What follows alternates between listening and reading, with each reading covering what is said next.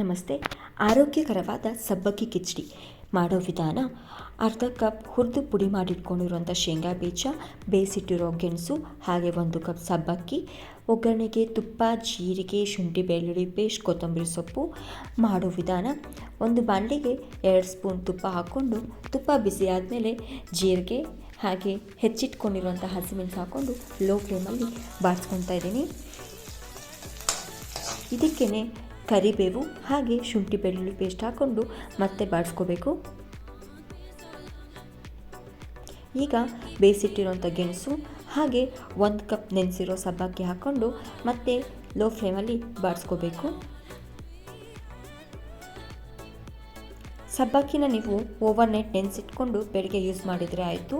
ಇದಕ್ಕೆ ಅರ್ಧ ಕಪ್ ಆದಷ್ಟು ಹುರಿದಿಟ್ಕೊಂಡಿರುವಂಥ ಶೇಂಗಾ ಪುಡಿ ಹಾಗೆ ಕೊತ್ತಂಬರಿ ಸೊಪ್ಪು ಹಾಕ್ಕೊಂಡು, ರುಚಿಗೆ ತಕ್ಕಷ್ಟು ಉಪ್ಪು ಹಾಕ್ಕೊಂಡು ಮತ್ತೆ 1/4 ಸ್ಪೂನ್ ಸಕ್ಕರೆ ಹಾಕ್ಕೊಂಡಿದ್ದೀನಿ.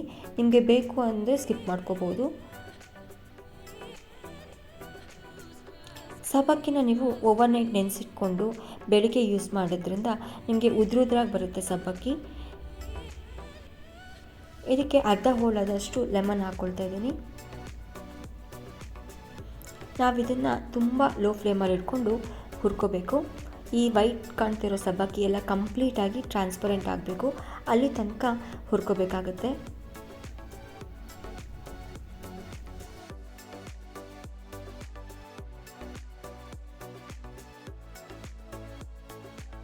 ಕಂಪ್ಲೀಟಾಗಿ ಉದ್ರಾಗಿ ರೆಡಿಯಾಗಿದೆ. ಈಗ ಇದು ಕಂಪ್ಲೀಟ್ ರೆಡಿ ಆಯಿತು. ಸರ್ವಿಂಗ್ ಬೌಲಿಗೆ ಹಾಕೋಣ.